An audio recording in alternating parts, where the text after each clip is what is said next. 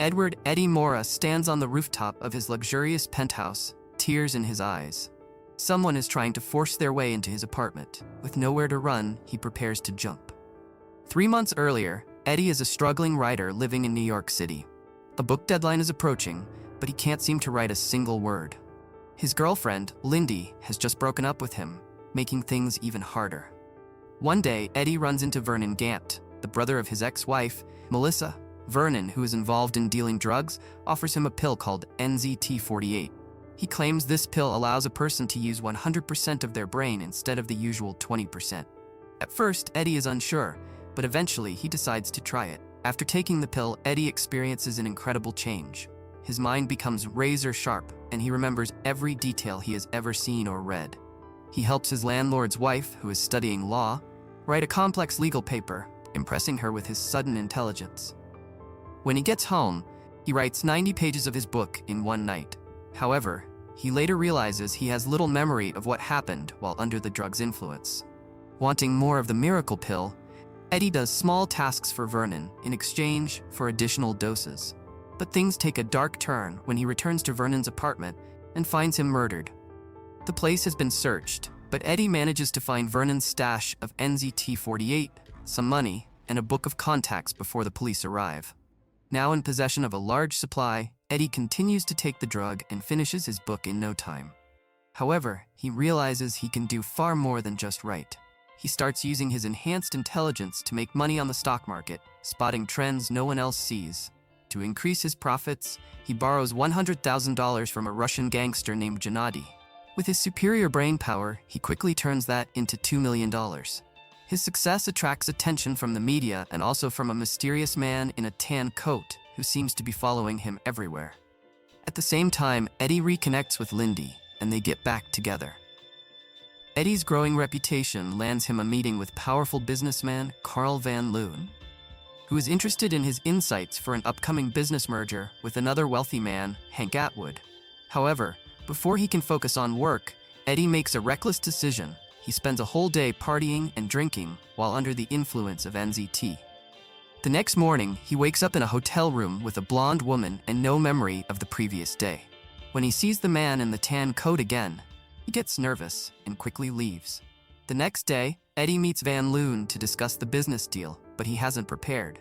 However, as they talk, Eddie suddenly realizes that Atwood must also be taking NZT, since he rose to power in an unusually short time. While they are meeting, a shocking news report breaks. The blonde woman Eddie had been with the night before has been found murdered. Terrified, Eddie starts feeling the effects of the drug wearing off. He tracks down his ex-wife, Melissa, who is also a former NZT user. She warns him that quitting NZT suddenly causes terrible withdrawal symptoms, including nausea, headaches, and memory loss. She also tells him that even though she quit the drug 2 years ago, she still feels slow and dull. This scares Eddie, but he realizes he needs to be careful with his dosage to avoid serious side effects. Meanwhile, Gennady, the Russian gangster, discovers the truth about NZT and demands more pills. Eddie has no choice but to tell Lindy where he has hidden a stash and asks her to bring it to him. As she goes to get it, she is chased by the man in the tan coat. In a desperate move, Eddie convinces Lindy to take one pill herself. The drug gives her heightened awareness, allowing her to fight back and escape safely. However, the experience terrifies her, and she leaves Eddie again, warning him that he is becoming someone unrecognizable. Realizing he needs to control his NZT use, Eddie starts taking smaller doses and works on training his brain to function without it. He hires bodyguards for protection and funds a secret laboratory to study the drug and possibly create a safer version. Meanwhile, Gennady keeps pressuring him for more NZT.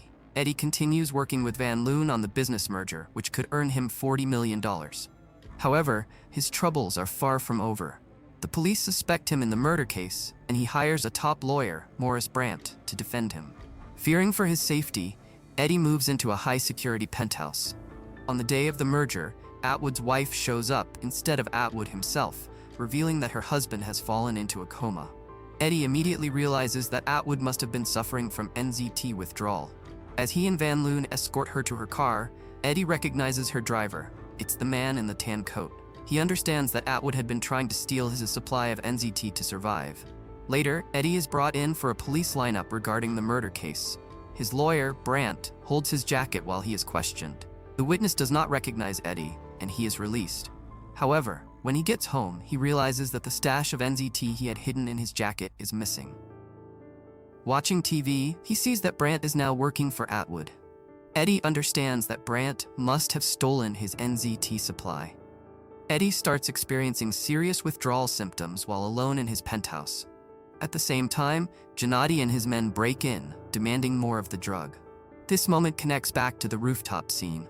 Just as Eddie is about to give up and jump, he remembers that he might still have one last pill. As he finds it, he accidentally drops it through a grate. Gennady, now also an NZT user, shows Eddie that he has discovered a way to inject the drug directly into his bloodstream. In a desperate act, Eddie grabs a knife and kills Gennady.